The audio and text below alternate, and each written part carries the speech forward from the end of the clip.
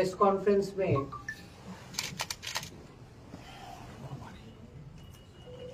नरेंद्र मोदी जी की सरकार ने जो मध्यम वर्ग के लिए, युवाओं के लिए जो महत्वपूर्ण निर्णय लिया है, उसमें प्रमुख 12 लाख तक की आय को पूरी तरीके से कर मुक्त करने का है। यानी 12 लाख रुपीस तक जो लोग इनकम करते हैं, उनकी इनकम पे अब कोई टैक्स नहीं लगेगा।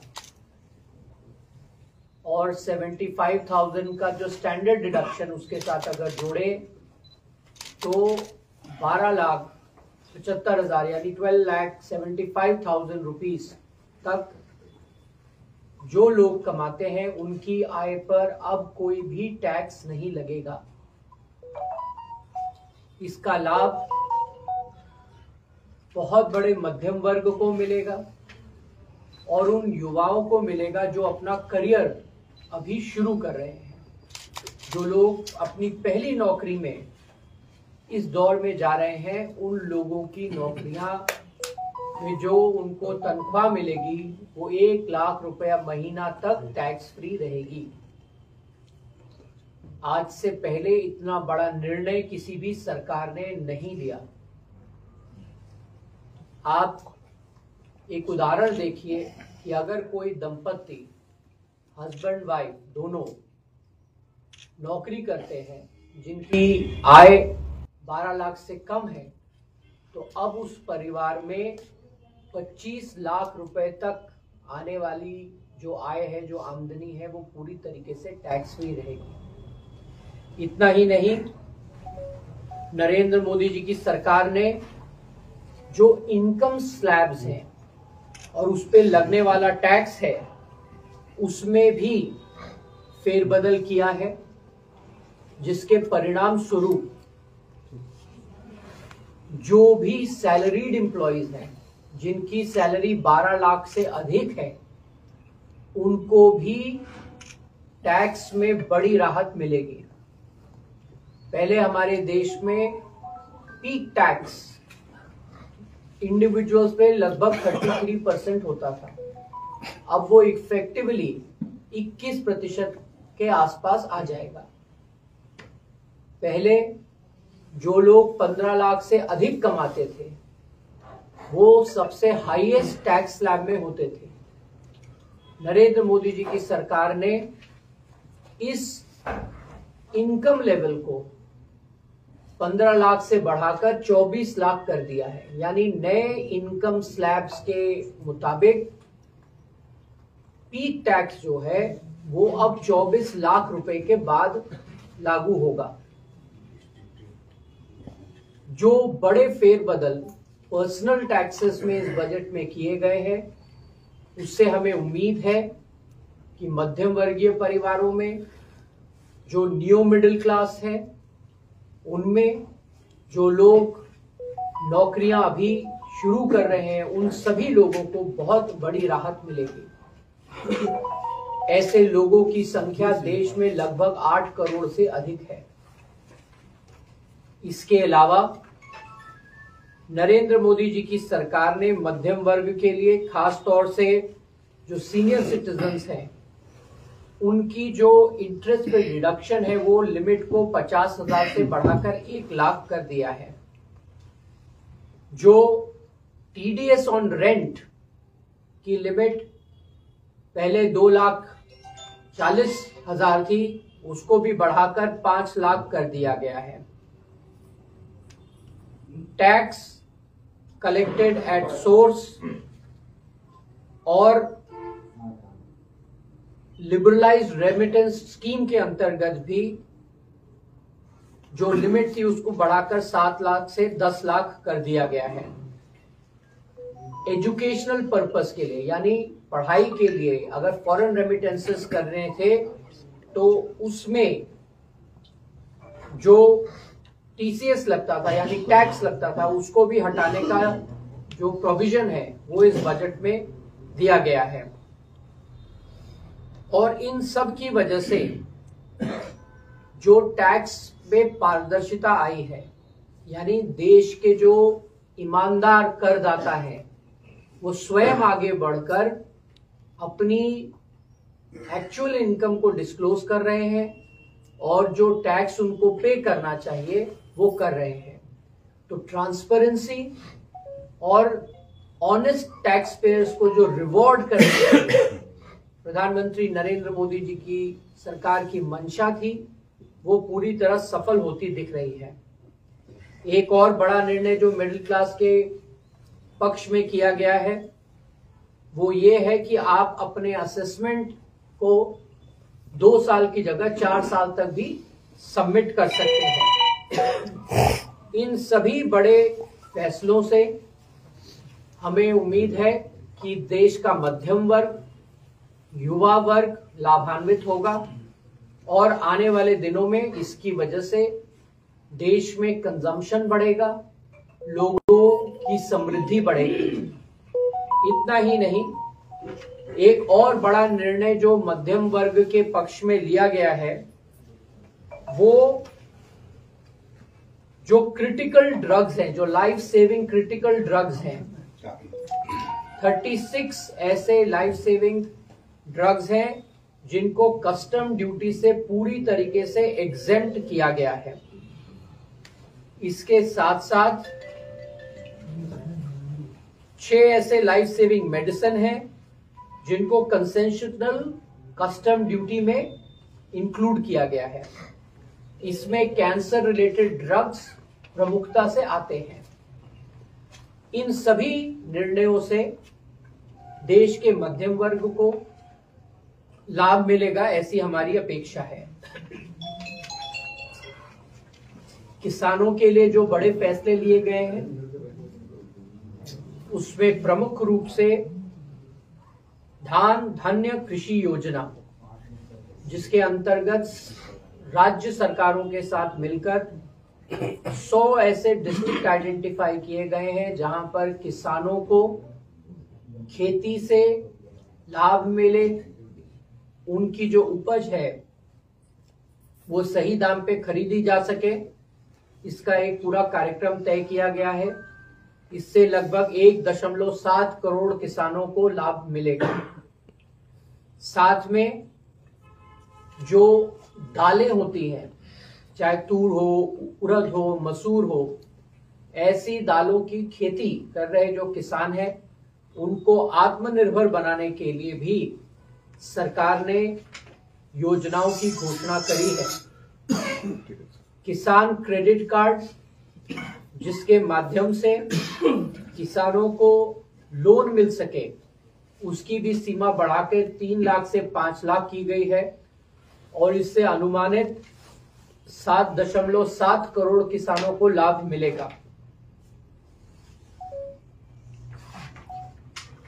रूरल प्रॉस्पेरिटी और रिलायंस नाम का एक अभियान भी चलाया गया है, जिसके अंतर्गत गांव में रहने वाले लोगों को आत्मनिर्भर बनाने के लिए, उनको स्वावलंबी बनाने के लिए कई सारे कदम उठाए जाएंगे, जिसकी वजह से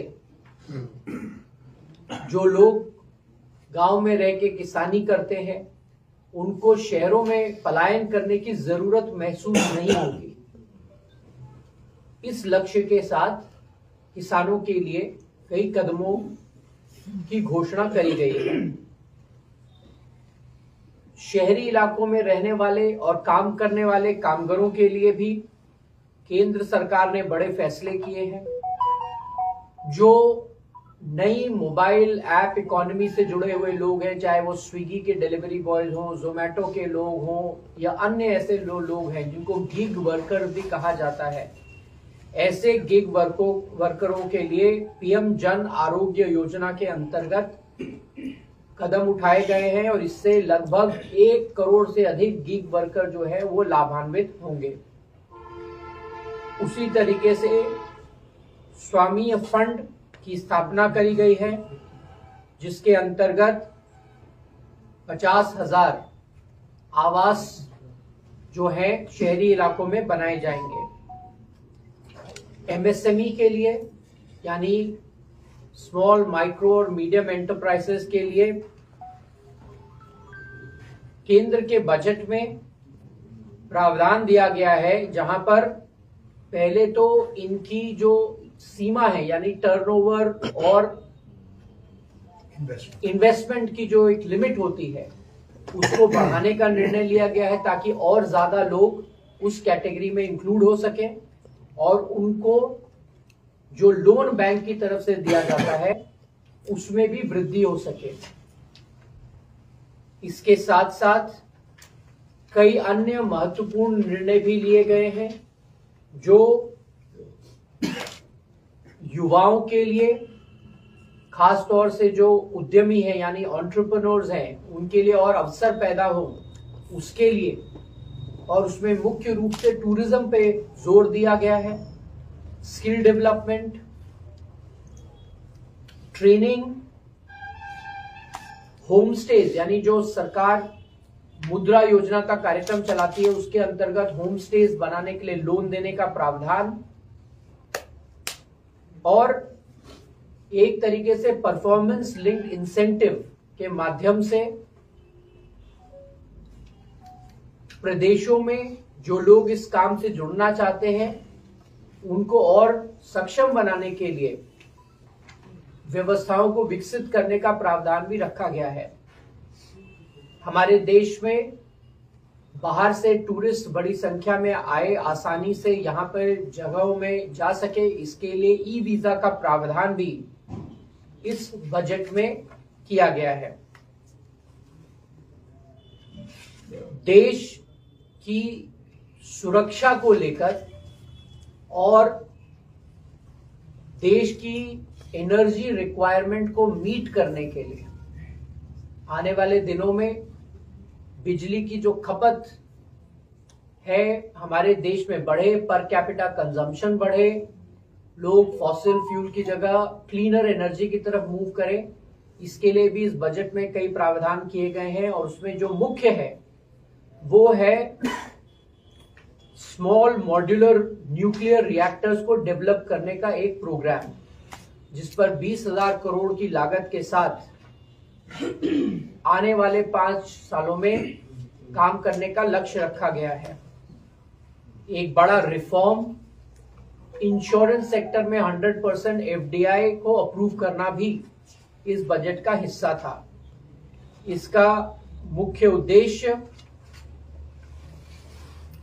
रोजगार बढ़ाना, युवाओं को और अवसर मिले इसकी व्यवस्था को विकसित करना भी है।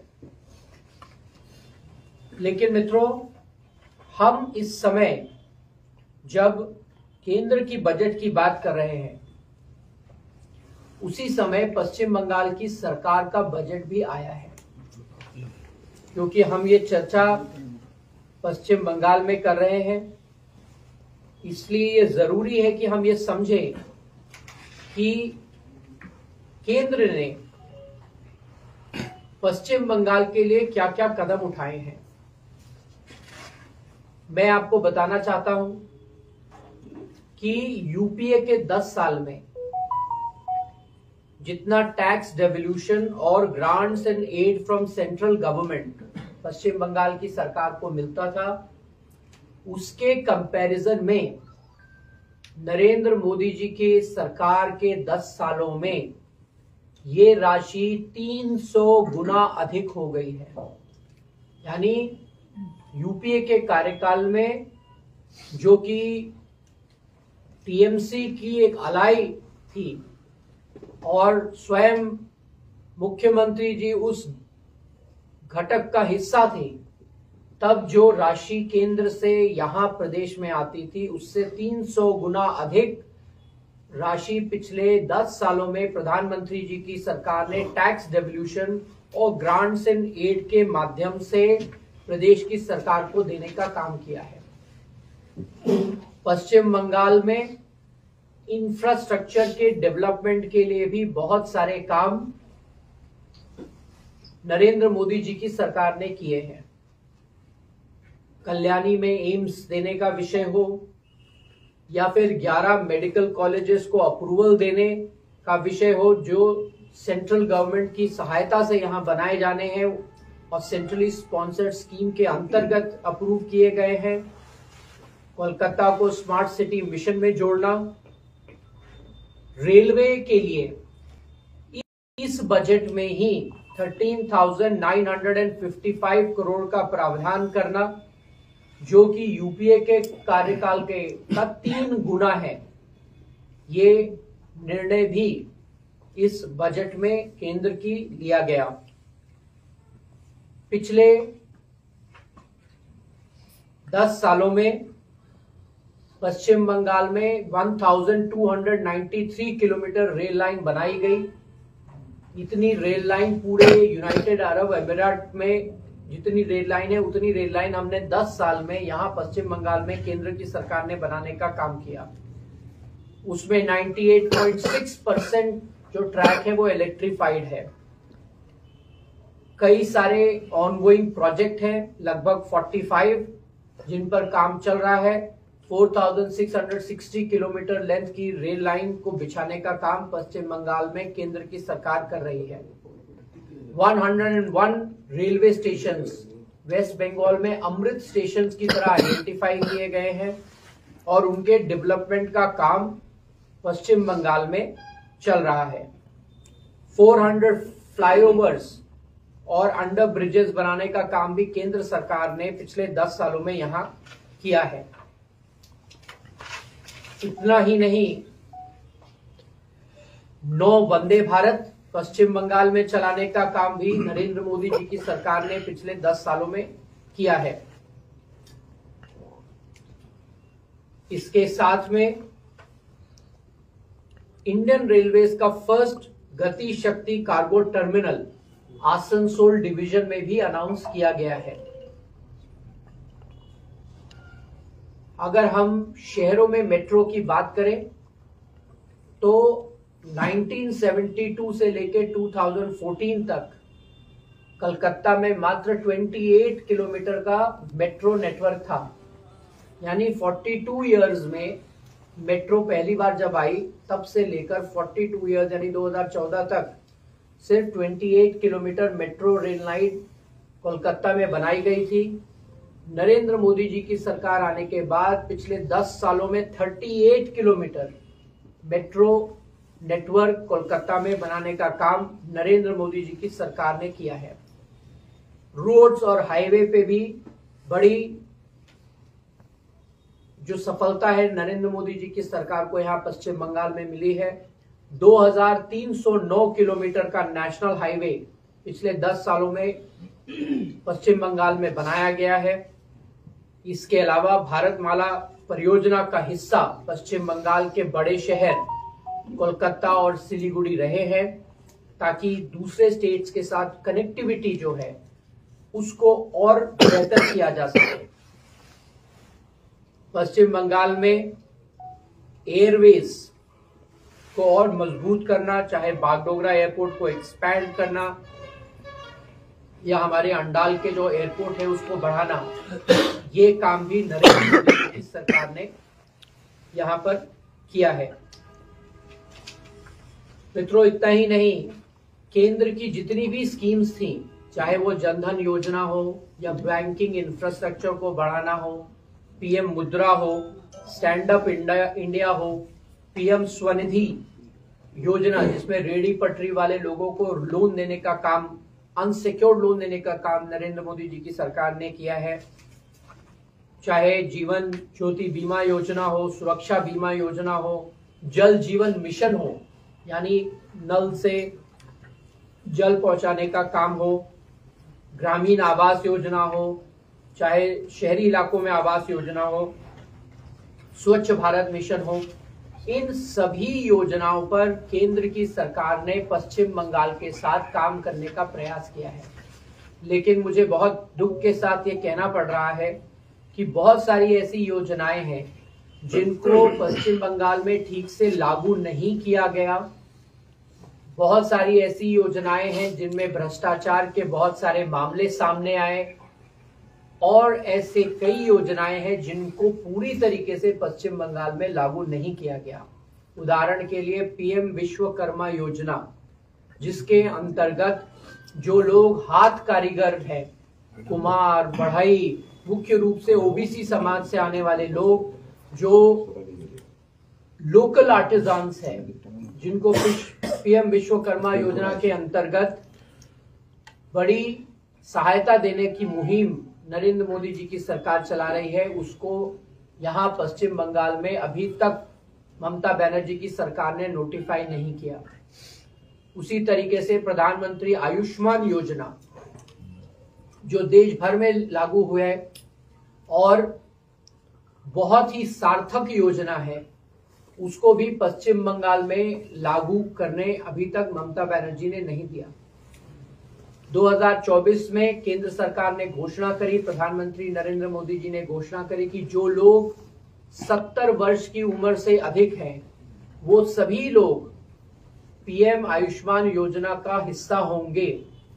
लेकिन ममता बनर्जी के चलते ये योजना आज पश्चिम बंगाल में लागू नहीं है और भारतीय जनता पार्टी की दिल्ली में सरकार बनने के बाद अब पश्चिम बंगाल मात्र एक ऐसा प्रदेश रह गया है जिसने प्रधानमंत्री आयुष्मान योजना को यहां इंप्लीमेंट नहीं किया।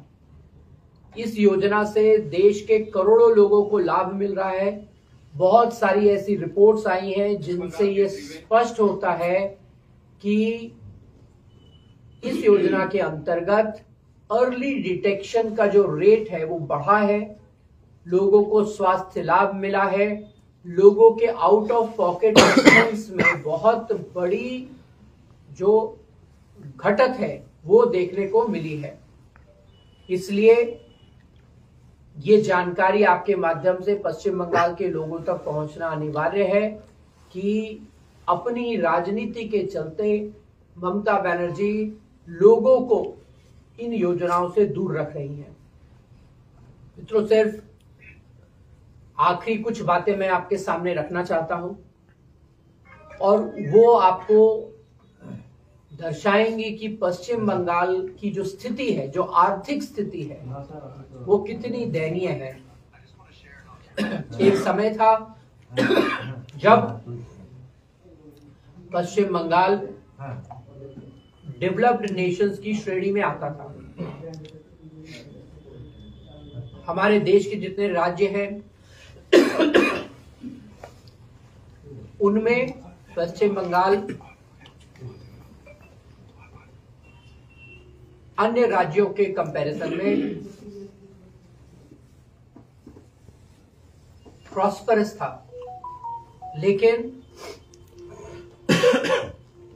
पिछले 15 सालों में ममता बनर्जी की सरकार आने के बाद पश्चिम बंगाल की इस स्टेटस में बहुत तेजी से गिरावट देखी गई है। पश्चिम बंगाल में जो डेट का लेवल है वो 2010-11 में 1.8 लाख करोड़ था। ये संख्या बढ़ के अब 5.8 लाख करोड़ के पास पहुंच गई है। फिस्कल डेफिसिट, जो किसी भी राज्य के आर्थिक स्वास्थ्य व्यवस्था को बताता है, उसमें भी पश्चिम बंगाल में तेजी से गिरावट देखी गई है। और पश्चिम बंगाल का जो फिस्कल डेफिसिट है वो एफआरबीएम जो लिमिट है स्टिपुलेटेड 3% की, उससे अधिक है।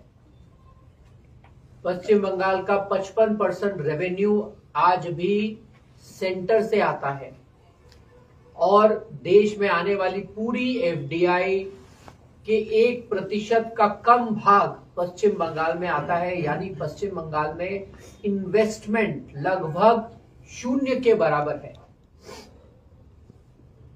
चाहे हेल्थ पैरामीटर्स ले लें, पश्चिम बंगाल का पर कैपिटा इनकम देश के बनस्पत लगभग 100% कम है।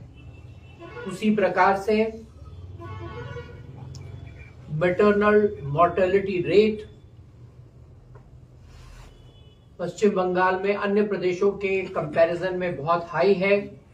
इंस्टीट्यूशनल डिलीवरीज यानी प्रसूति जो अस्पताल में या किसी एक ऑर्गेनाइज सेटअप में होती है, उसकी संख्या भी पश्चिम बंगाल में अन्य प्रदेशों के मुकाबले बहुत कम है। पब्लिक हेल्थ सेंटर्स जितने होने चाहिए उतने नहीं हैं। स्पेशलाइज्ड डॉक्टर्स जो इन हेल्थ सेंटर्स में होने चाहिए उसकी भी संख्या बहुत कम है। हम शिक्षा की बात करें तो स्थिति यह है कि लगभग 68% स्टूडेंट्स क्लास 8 के दूसरी कक्षा के जो टेक्स्ट है उसको पढ़ नहीं सकते। इतना ही नहीं, क्लास 8 के बच्चे जो क्लास 2 का मैथ्स कर सके उनकी संख्या और भी कम है, लगभग 37% के करीब। पर लाख स्टूडेंट जितने कॉलेजेस होने चाहिए उसमें भी पश्चिम बंगाल बहुत नीचे है। लॉ एंड ऑर्डर की बात करें तो महिलाओं के खिलाफ हो रहे जो अत्याचार है उसमें पश्चिम बंगाल बहुत ऊपर है और कन्विक्शन रेट पश्चिम बंगाल का सबसे कम है। ये तब जबकि बहुत सारे क्राइम्स अगेंस्ट वुमेन पश्चिम बंगाल में आज रिपोर्ट नहीं हो रहे। संदेश खाली से लेके आरजी कार की जो घटनाएं हुई हैं ये आइसोलेटेड इंस्टेंसेस नहीं है, ऐसी घटनाएं पश्चिम बंगाल में आम है और ये बहुत ही चिंताजनक विषय है। मैं अगर इंफ्रास्ट्रक्चर की बात करूं तो कोलकाता से सिलीगुड़ी जाने के लिए जो 600 किलोमीटर का डिस्टेंस है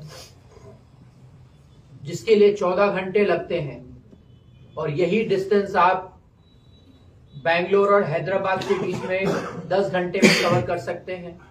यही डिस्टेंस आप मुंबई और अहमदाबाद के बीच में 8 घंटे में कवर कर सकते हैं।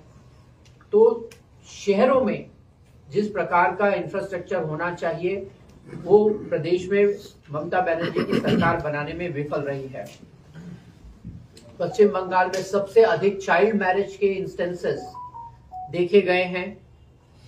एग्रीकल्चर में भी पश्चिम बंगाल पिछड़ रहा है।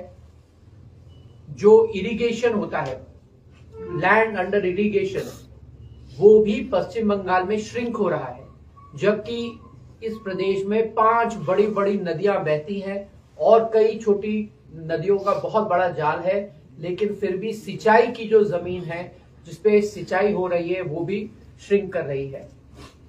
इतना ही नहीं, पश्चिम बंगाल में जो दूध, डीम और मच्छी की खपत है उसको पूरा करने के लिए भी उड़ीसा से या अन्य प्रदेशों से उसको लाया जाता है और इन सब चीजों के लिए जो जिम्मेदार सरकार है वो ममता बनर्जी की सरकार है। मित्रों, आखिरी बात मैं कहना चाहता हूं कि पश्चिम बंगाल का जो बजट आया उसमें हम सभी ने देखा कि 5,500 करोड़ से अधिक राशि सिर्फ मदरसा एजुकेशन पर ममता बनर्जी की सरकार ने दिया। यदि उनको लगता है कि इतनी बड़ी धनराशि सिर्फ मदरसा एजुकेशन के लिए देनी चाहिए तो ये उनका निर्णय हो सकता है, लेकिन हायर एजुकेशन के लिए सिर्फ 1500 करोड़, इंडस्ट्रीज के लिए सिर्फ 1400 करोड़ और नॉर्थ बंगाल जैसे बड़े क्षेत्र के डेवलपमेंट के लिए सिर्फ 870 करोड़ रुपया जो उन्होंने आवंटित किया है, उससे उनकी मंशा पर सवाल खड़े होते हैं। इतना ही नहीं, 5,500 करोड़ की जो धनराशि उन्होंने मदरसा एजुकेशन के लिए दी है वो केंद्र के पूरे माइनॉरिटी बजट से 67% ज्यादा है। अगर इतना पैसा मदरसा एजुकेशन के नाम पर दिया जा रहा है तो इस प्रदेश में मुसलमानों की हालत बेहतर होनी चाहिए थी, लेकिन सच्चाई यह है कि पश्चिम बंगाल का मुसलमान पूरे देश के मुसलमानों में सबसे गरीब है और यहां पर आज तक सिर्फ तथाकथित सेक्युलर, एलिजिडली सेक्युलर गवर्नमेंट्स ही रही हैं। पहले कांग्रेस, फिर लेफ्ट और फिर टीएमसी। अगर ये सेक्युलर गवर्नमेंट्स इतनी धनराशि मदरसा एजुकेशन के लिए दे रही हैं, तो मुसलमानों की हालत यहाँ इतनी खराब क्यों है? मुसलमान बच्चियों और महिलाओं में साक्षरता की इतनी कमी क्यों है? जो सैलरीड क्लास है पश्चिम बंगाल का, उसमें सबसे कम पार्टिसिपेशन मुसलमान समाज के लोगों का है। अगर आप उनकी शिक्षा में इतना पैसा खर्च कर रही हैं, तो वो ऑर्गेनाइज सेक्टर में क्यों नहीं है? और जो कैजुअल लेबर है, उसमें मुसलमान लोगों की संख्या सबसे अधिक है, नेशनल एवरेज से भी अधिक है। तो ये पैसा जा कहां रहा है? ये मदरसे को जो पैसा दिया जा रहा है, वो मुसलमानों की शिक्षा के लिए है या मुसलमानों के वोट के लिए है? ये सवाल आपको ममता बनर्जी की सरकार से पूछना चाहिए। और जिन लोगों को उनका हक नहीं मिल रहा है, उन लोगों को भी इस बात पे विचार करना चाहिए कि क्या ममता बनर्जी की सरकार सिर्फ एक समुदाय विशेष की सरकार है या पश्चिम बंगाल के हर व्यक्ति की सरकार है। मुझे इतना ही कहना है। अशोक लाहिरी जी मेरे साथ हैं, जो पश्चिम बंगाल के बजट पर स्पेसिफिकली कुछ बातें आपके सामने रखेंगे। उसके बाद आपके जो सवाल होंगे वो हम ले लेंगे। नमस्कार। 1 ফেব্রুয়ারি কেন্দ্র সরকারের বাজেট হলো, তারপর 12 ফেব্রুয়ারি পশ্চিমবঙ্গের। তো পশ্চিমবঙ্গের বাজেট সম্বন্ধে যেহেতু অমিত বাবু কেন্দ্রের বাজেট সম্বন্ধে অনেক কিছু বলেছেন, আমি মোটামুটি ভাবে একটু তুলনামূলক ভাবেই দেখি। তো পশ্চিমবঙ্গের বাজেট আর কেন্দ্রের বাজেটের মধ্যে তফাৎ কি? যদি দেখেন বাজেটের দৈর্ঘ্য, ওইটা কেন্দ্রের বাজেটের প্রায়, আমার যদি ভুল না হয়, প্রায় বোধহয় 5 গুণ কিংবা 4 গুণের বেশি। ডক্টর অমিত মিত্র যখন বিত্ত মন্ত্রণালয়ের অর্থ দপ্তরের ভারপ্রাপ্ত মন্ত্রী ছিলেন, তখন মনে হয় ওই শেষ ছিল 21 পাতার বাজেট। তারপর উনি অবসর নিলেন, তারপর থেকে বাজেট বাড়তে শুরু করেছে। এবার সেটা 127 পাতা। ওটা দেখে রীতিমতো ভয় লেগেছিল বিধানসভায়, এই পুরোটা যদি পড়ে তো গভীর রাত হয়ে যাবে। কিন্তু তারপর দেখলাম 108 পাতা উনি পড়লেন, বললেন পড়ে নেওয়া হয়েছে, ধরা।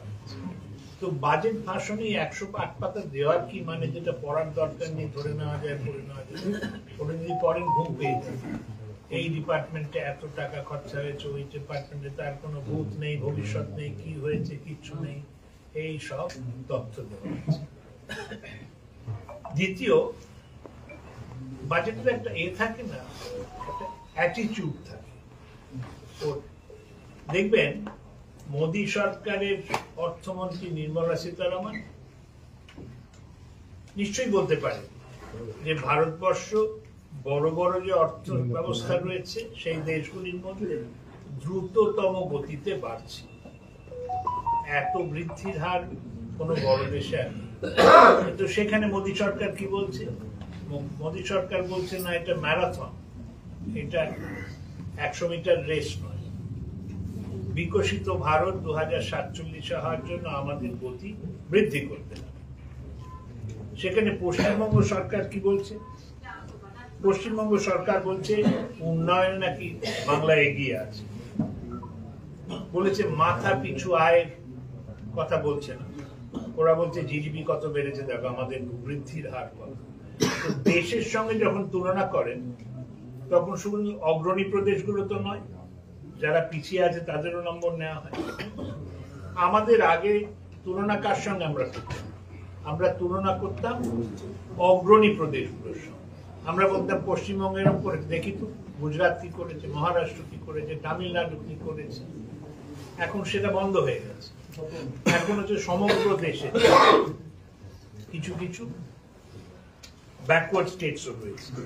তো কি হয়েছে, 2011-12 সালে যখন তৃণমূল এসেছিল সরকারে, তখন মাথা পিছু আয়ের নিরিখে পশ্চিমবঙ্গ ছিল 18তম স্থানে, 18th। সেটা 2022-23-এ দাঁড়িয়েছে 18 থেকে 21 চলে এসেছে, এগিয়ে বাংলা। কিন্তু ওরা বলছেন দেখো দেশের থেকে আমরা পেরেছি। এই যেন মনে হয় বিজ্ঞাপন চলছে। দ্বিতীয়, দেশের তুলনায় আর পশ্চিমবঙ্গে নাকি বেকারত্বের হার অর্ধেক। তাইলে দেশের বিভিন্ন জায়গায়, আপনারা তো গেছেন সাংবাদিক হিসেবে, বিভিন্ন দক্ষিণ পশ্চিম প্রদেশগুলোতে যান, শহরগুলোতে যান, দেখবেন সব জায়গায় বাঙালি পরিযায়ী শ্রমিক। ওরা কি দেশভ্রমণে গেছে, ওরা বেকারত্বের চাপেতে গেছে। তারপর বলেছে নিজস্ব আয় নাকি খুব বেশি হয়েছে, সাংঘাতিক বেড়েছে, 4 গুণ বেড়ে 90,000 কোটি টাকা হয়েছে। কিন্তু একটা যে তুলনা করা যায় সেটা হচ্ছে নিজস্ব আয়, মানে ওন ট্যাক্স রেভিনিউ, পুরো খরচে বা পুরো যে আয় হচ্ছে তার কত অনুপাত, সেটা যদি দেখেন তাহলে সেটা প্রায় 40%।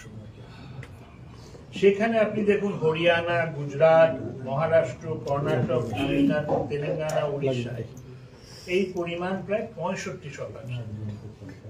তোমরা যেটা করেছেন মানদণ্ড কমিয়ে দিয়েছে, পশ্চিমবঙ্গের তুলনার এই অগ্রণী প্রদেশগুলোর সঙ্গে করছেন, এটা মানে সারা ভারতবর্ষের সঙ্গে করছে।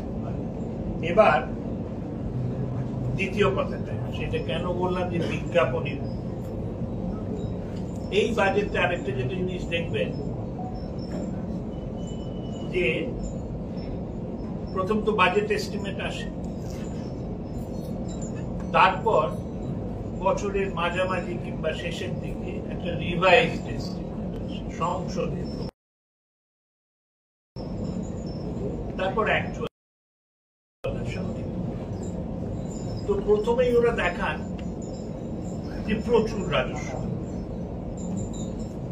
রাজস্ব যদি বেশি হয় তাইলে খরচাও বেশি করা যায়, ধার না খরচাও বেশি থাকে। পরে কি হয়, ওটা যেহেতু আমি দুর্ভাগ্য বলি না, যদি ইচ্ছে করে করে থাকেন ওরকম, তাহলে জানেন যেটা কমাতে হবে। প্রত্যেক বছর দেখবেন ওই যা বলে বাজেটে খরচা করবো তার থেকে কম খরচা করবে, কারণ আয় যেটা দেখায় সেই আয়টা হয় না। তার ফলে ঘাটতি কমানোর জন্য ওইটা ব্যয়টাও কমিয়ে দেয়। তো কে বাজেটকে বিশ্বাস করবে যে সংখ্যাগুলো দিয়েছে যে এত খরচা করব, অত খরচা করব? ওই আমরা তো ইতিহাস থেকে দেখছি যে গত 11-12 বছর ধরে এই একই গল্প চলছে, প্রত্যেক বছর ওই সংশোধিত অবস্থায় ওইটা কমে যায়। দ্বিতীয়ত যেটা বলি যে পশ্চিমবঙ্গের এই যে বাজেট, এটা বললাম বিজ্ঞাপনের বাজেট, তার খালি প্রতিশ্রুতি, এই করবো ওই করবো। এক্সাম্পল কিরম দেই, প্রথমেই সরকার দাবি করেছেন যে বিশ্ববিদ্যালয় করেছেন, সেটা 12 থেকে বেড়ে 42। একবার দেখে আসুন যে নতুন বিশ্ববিদ্যালয়গুলো হয়েছে তার অবস্থা। আমার দক্ষিণ দিনাজপুরে বালুরঘাটে একটা বিশ্ববিদ্যালয় হয়েছে, দক্ষিণ দিনাজপুর বিশ্ববিদ্যালয়, সেটা স্থাপিত হয়েছিল 2018 সালে, 7 বছর। সেটার কোনো ক্যাম্পাস নেই, বিল্ডিং নেই, মাস্টার নেই, লাইব্রেরি নেই, বিশ্ববিদ্যালয়। দ্বিতীয়, আমি আরো এক্সাম্পল দিতে পারি, বিশ্ববিদ্যালয়ের ব্যাপারে দেব না। দ্বিতীয় বলেছেন ইন্ডাস্ট্রিয়াল করিডোর বানাবে, কোথায় কোথায়? রঘুনাথপুর, তাজপুর, ডানকুনি, ঝাড়গ্রাম। তাজপুরের কথা আপনারা জানেন। আপনারা যদি দেখেন যে কোনো দেশে, চীনে যাবেন, চীনে উন্নয়ন সবচেয়ে বেশি হয়েছে দক্ষিণের রাজ্য, কারণ সেগুলো সমুদ্র উপকূল। ভারতবর্ষেও যদি দেখেন, ভারতবর্ষের সবগুলো প্রদেশ যেগুলো খুব তাড়াতাড়ি এগোচ্ছে তারা উপকূল, গুজরাট, মহারাষ্ট্র, তারপর গোয়া, কর্ণাটক, কেরালা, তামিলনাড়ু, অন্ধ্র, উড়িষ্যা, পশ্চিমবঙ্গে সেটা থেমে গেছে, কারণ পশ্চিমবঙ্গে কোনো গভীর সমুদ্র বন্দর নেই। জব চানক জবে এসেছিল কলকাতায় নদী দিয়ে ছোট জাহাজ দিয়ে, সেই কলকাতা বন্দর আর হলদিয়া বন্দর দিয়ে আমরা চালাচ্ছি, সেটা নদীগর্ভের বন্দর এখন চলে না। এই সরকার বলেছিল সাগরের গভীর সমুদ্র বন্দর বানাবে, তারপর বলেছিল তাজপুরে, কোথায় বন্দর? এই তাজপুর করিডোর করে কি হবে? একই কথা অমিতবাবু বললেন যে কলকাতা থেকে শিলিগুড়ি যেতে কি অবস্থা দেখবেন, আর আপনি হায়দ্রাবাদ থেকে ব্যাঙ্গালোর যান, বম্বে থেকে আহমেদাবাদ যান। তৃতীয় বলি, এই BGBS, বেঙ্গল গ্লোবাল বিজনেস, আমরা শুনি প্রচুর বিনিয়োগ আসছে, ইনভেস্টমেন্ট এত আসবে যে হই হই করে মানে কোথায় রাখবো সেটা ভাবতে পারতাম। কিন্তু 7টা সামিট তো হয়েছে, ওরা একটু বলুন না কত টাকা আসলে এসেছে। এত আসছে নীরবে নিঃশব্দে, দেখতে পাচ্ছি না, বুঝতে পারছি না। এর মধ্যে একটা বলি, দেউচা পাচামি। দেউচা পাচামির ছবিও দেখলাম আজকে একটা সংবাদপত্রে বেরিয়েছে, যে ওখানে মহুয়া গাছ আছে, সেই মহুয়া গাছগুলোকে তুলে মহুয়া গাছ বহু পয়সা খরচা করে অন্য জায়গায় লাগানো হচ্ছে। দেউচা পাচামিতে 1240 মিলিয়ন টন কয়লা আছে আর 2600 মিলিয়ন টন ব্যাসল্ট আছে। এটা কি পৃথিবীর দ্বিতীয় কোন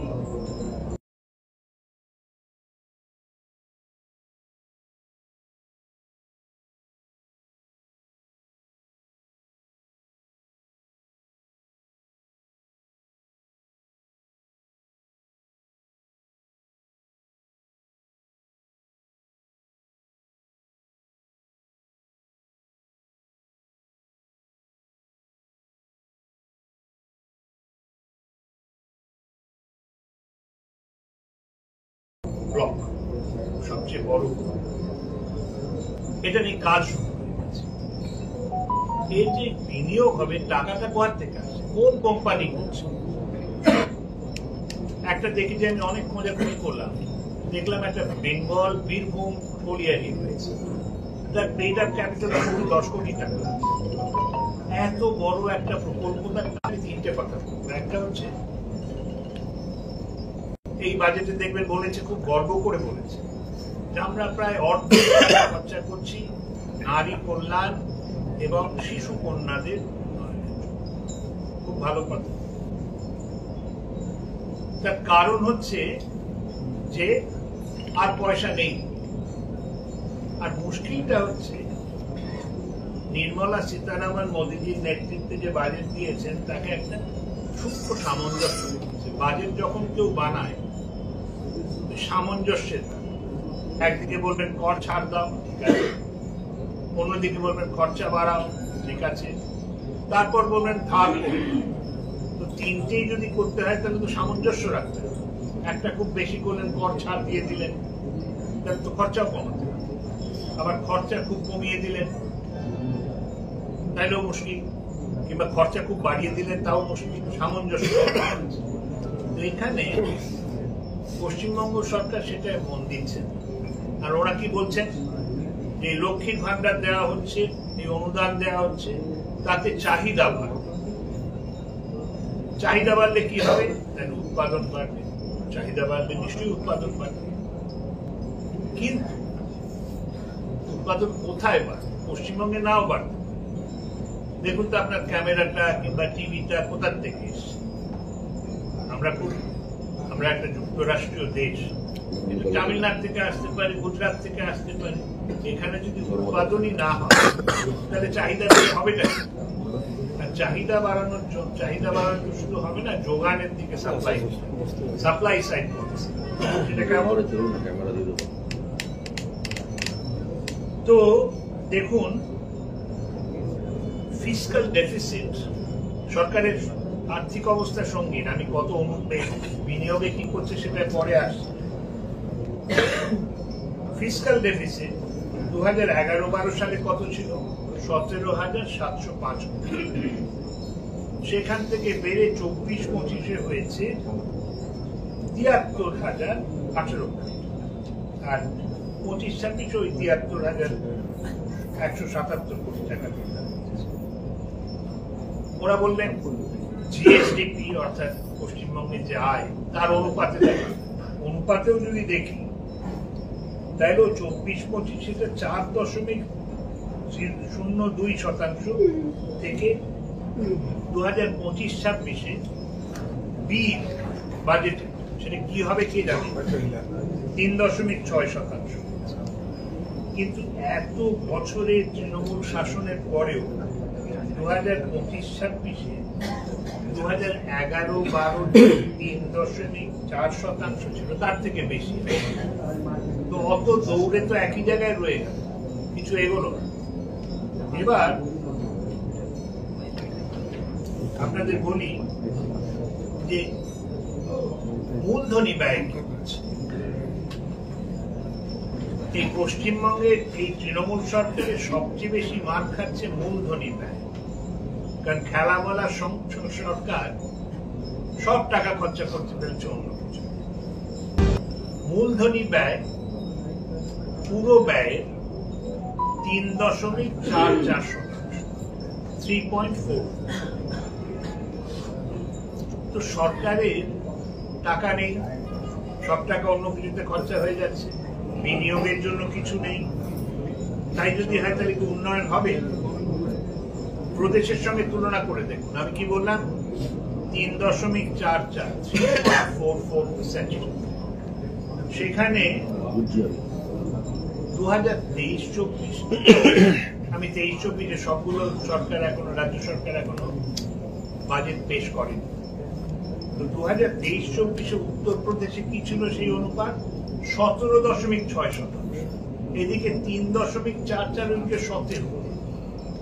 মহারাষ্ট্রে 10.8%, গুজরাটে 7.9%, কর্ণাটকে 6.6%, মধ্যপ্রদেশে 6.1%, উড়িষ্যায় 5.8% এবং তামিলনাড়ুতে 5.1%। এরপর এইসব অগ্রণী প্রদেশগুলোতে যখন যান তখন যখন দেখেন ওখানে চমৎকার রাস্তা, চমৎকার বন্দর, সুন্দর শহর চলছে, আর কি আশ্চর্য হবে? পশ্চিমবঙ্গ সরকার তো মূলধনীতে ব্যয় করছে। তো একটা কথা বলি, শেষ করি, দেনার কথা।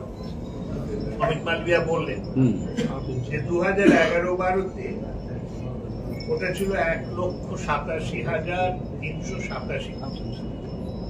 তো ধরেই নেই, ধরুন 1,90,000। সেইটা 2024-25 বেড়ে 24-25 ছেড়ে দিন, 25-26 যে বি আছে 7,79,670 কোটি টাকা। তার মানে ধরুন 7,70,000। কিন্তু আগে তৃণমূল সরকার বলতেন আরে আরে ভুল করছো, ওই নম্বরটা দেখো না, শুধু টাকায় জিএসডিপিও তো বেড়েছে, আয় বেড়েছে, আয়ের অনুপাতে থাকে।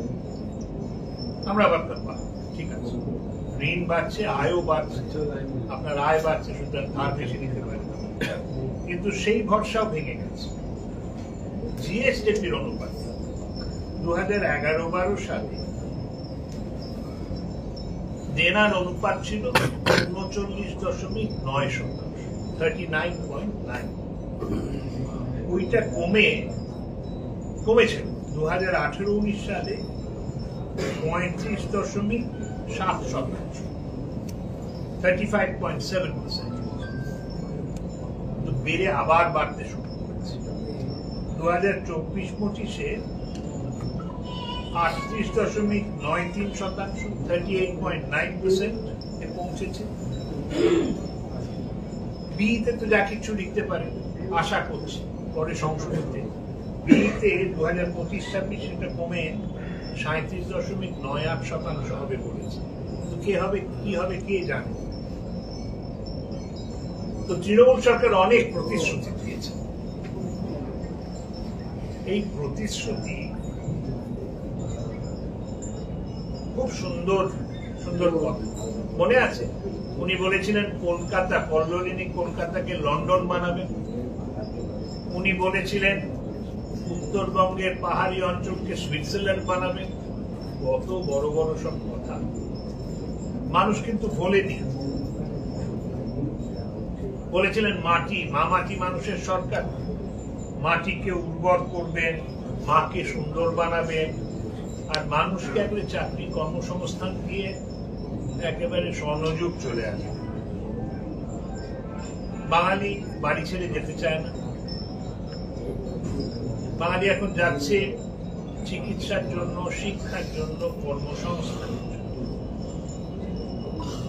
আমি অনুরোধ করব, এই খেলা বন্ধ করুন, এই মিথ্যা প্রতিশ্রুতি দেবেন না।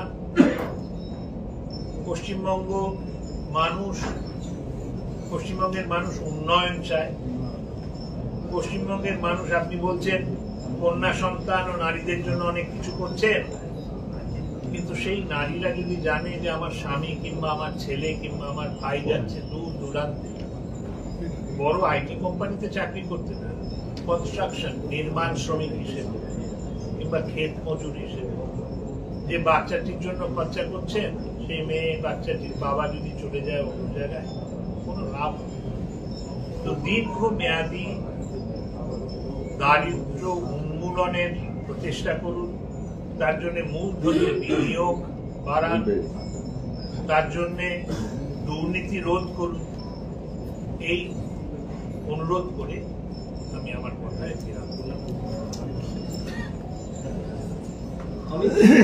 आपका एक मुझे लगा कि पश्चिम बंगाल का इकोनॉमिक कंडीशन बहुत खराब। हिंदी पढ़े आगे बांग्ला করে নিন, যারা বাংলা আছে আগে করে নিন, তারপর সব মিলে দিলে চলবে।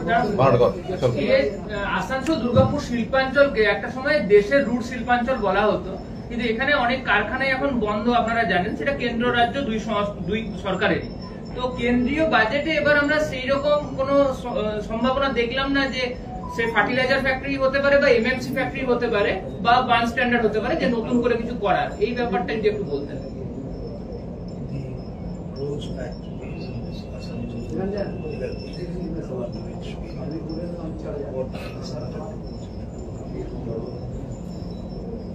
देखिए, ये जो बजट पश्चिम बंगाल की सरकार ने इस बार पेश किया है, ये ममता बनर्जी की सरकार का आखिरी बजट है। अगले साल चुनाव के बाद भारतीय जनता पार्टी की जो सरकार यहाँ बनेगी, वो यहाँ की स्थानीय इंडस्ट्रीज को रिवाइव करने के लिए पूरा एक एक्शन प्लान लेकर आएगी, और केंद्र से जो सहायता उसके लिए लगेगी उसको इम्प्लीमेंट करने के लिए जो सहयोग लगेगा उस सभी चीजों को यहाँ मुहैया कराया जाएगा। ये जो इंडस्ट्रीज पश्चिम बंगाल में बंद हो रही हैं, ये चिंताजनक है। पिछले 5 साल में आंकड़ों के मुताबिक लगभग 4000 कंपनियां पश्चिम बंगाल छोड़कर जा चुकी हैं।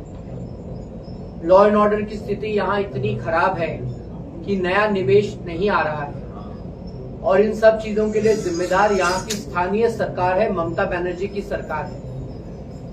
आपकी चिंता बिल्कुल जायज है, और इन सभी चिंताओं का समाधान तभी संभव है जब ममता बनर्जी की यहाँ से विदाई हो जाएगी, और 2026 के चुनावों के बाद पश्चिम बंगाल को दोबारा उसकी जो ग्लोरी थी उस पर पहुंचाना भारतीय जनता पार्टी की सरकार का लक्ष्य होगा, उद्देश्य होगा। लेकिन मैं पुनः दोहराता हूं, ये तभी संभव होगा जब यहाँ पर ममता बनर्जी की सरकार की विदाई होगी और भारतीय जनता पार्टी की सरकार यहाँ बनेगी।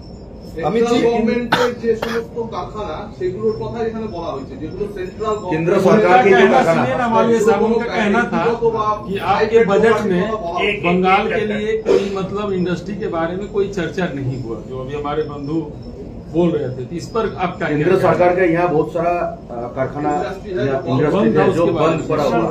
आपका सरकार 2014 आने के बाद से ही बंद। उनका पूछने का उद्देश्य था ना उसका जमीन भी কিছু মনে এটাই ছিল না। देखिए, जो केंद्र की सरकार का बजट आता है वो देश का बजट होता है और उस देश के बजट में इंडस्ट्रीज के लिए, एम्प्लॉयमेंट के लिए देश में व्यापक रूप से अपॉर्चुनिटीज क्रिएट हो, उसके लिए प्रावधान बनाए जाते हैं। उन प्रावधानों को लागू करना, उन प्रावधानों के लिए उचित माहौल बनाना वो प्रदेश की सरकार का काम होता है। यहाँ पर जो इंडस्ट्रीज बंद हैं, चाहे वो प्राइवेट सेक्टर की हो, चाहे वो प्रदेश की हो, या फिर सेंट्रल गवर्नमेंट की एंटरप्राइजेज हो, वो तभी यहाँ पर संभव हो सकती है जब यहाँ पर न्याय और कानून व्यवस्था ठीक होगी, जब यहाँ पर एक ऐसा एनवायरनमेंट क्रिएट किया जाएगा जहाँ पर इंडस्ट्रीज ऑपरेट कर सके, थ्राइव कर सके। और मैं दोबारा कह रहा हूँ, उसकी पूरी जिम्मेदारी ममता बनर्जी की सरकार पर है।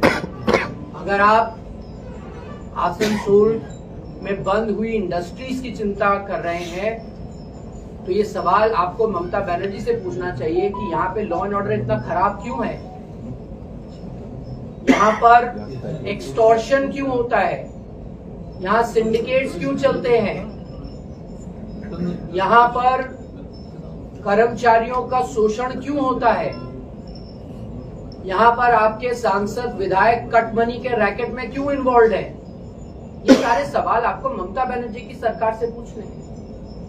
क्यों बाकी प्रदेशों में, बाकी राज्यों में